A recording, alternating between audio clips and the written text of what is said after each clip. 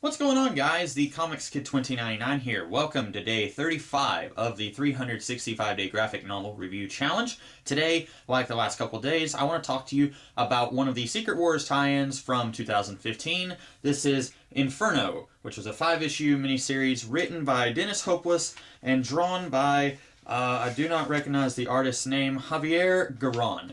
And, I did not like the original Inferno crossover from the late 80s. It is one of my least favorite X-Men crossovers of all time. I just did not like that story. So when I got this, I saw this going one of two ways. One, I saw this being a story that I would really love because I really hated the original Inferno story, so I figured there was no way that this could be any worse than that and it could only be better than my expectations. Or two, I figured that with this playing in the same sandbox as the original Inferno story, I figured that I would hate it as much as the original story. And turns out, I really did like this story. I like it a lot. It almost doesn't even have to be a tie-in with Secret Wars. There is like 2 mentions of Doctor Doom being the god of the battle world, which was a big part of the plot of Secret Wars. And then there's one point where this guy comes in and says that Doctor Doom is appointing a new Baron over this particular portion of the Secret Wars planet.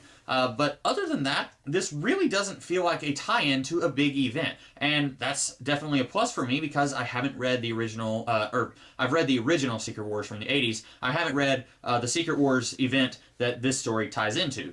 So it's definitely a plus that that is not mandatory reading for this story. In fact, this really feels like what if the X-Men Inferno story never ended. That's basically what it feels like. Ilyana Rasputin, she is captured by a demon, and there's this big, huge demonic force field thing that keeps all of the demonic activity contained, and Colossus, he wants to go in and rescue his sister, but the X-Men, they have to go around and patrol the city, and so once a year, Cyclops allows Colossus to go and try and rescue his sister. And the story starts 4 years after the events of Inferno, and Colossus almost rescues her, and then he fails, and then a year later, that's where the meat of this story happens. And basically, like I said, it's what if Inferno never ended. It's really cool. It kind of reminds me of Batman No Man's Land, where you've got all this really bad stuff going on in a contained area, and then on the outside it's a lot better, and then all the stuff hits the fan. You've got Havoc, who is the demon consort of the Goblin Queen. That was pretty awesome to see. Mr. Sinister is in the story. He's a character I don't usually care for very much, but I liked him quite a bit in this story. I didn't really care for, I don't know how to pronounce his name, Nostier, I think is how you say it. He was involved in the Inferno story, the original Inferno story.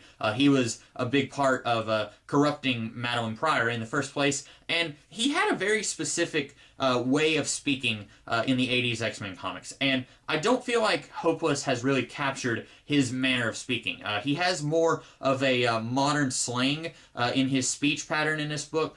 He doesn't really sound like the original Nostier, and that's not a character that I care about a whole lot anyway, but it is a little weird to hear him saying stuff like, somebody pay the man, and stuff like that.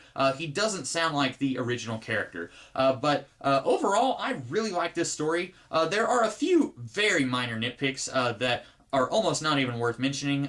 One thing that I did really like is that we get to see Nathan Christopher Summers as a little boy. In this reality, since the Inferno event never ended, Nathan Christopher Charles Summers was never sent to the future so that the techno-organic virus could be cured, so he never became Cable. It is a little weird, though, and this is one of my very minor nitpicks. In this story, the techno-organic virus has covered like half of his body, but circa the Inferno storyline, he did not have the techno-organic virus at that time. It was quite a bit later when Apocalypse infected Cyclops' son with the techno-organic virus. But here, he's like 7 or 8, and he's already got the techno-organic virus. That doesn't make any sense, but that didn't really bother me. I thought it was really cool seeing Kid Cable teaming up with Adult Domino. I thought that was awesome. Also, Domino is Colossus' girlfriend in the story, which is, I'm assuming, a cue from some of the more recent X-Force stuff where Colossus Colossus and Domino, they were a couple.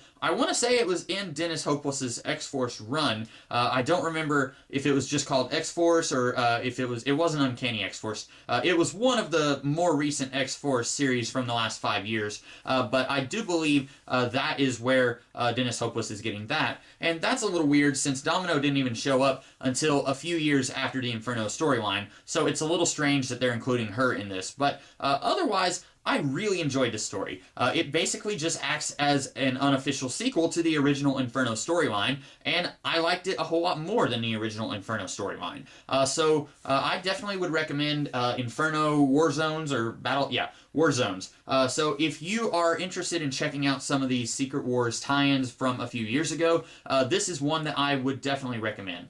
It was very enjoyable. I had a lot of fun reading it. If you're a fan of old school X-Men and you want to see some of that in play, you're definitely getting some of that here. I liked it. I don't really have any major issues with it. I mean, I had just a few minor gripes, but they're hardly worth mentioning if you don't know your X-Men front and back. If you're a casual X-Men fan, you're not even going to really notice these issues that I had. Overall, I really enjoyed it, and I highly recommend it. That's all that I have for today. I will see you guys tomorrow with another review. In the meantime, you guys have a great rest of the day, and I will catch you later. Have a good one.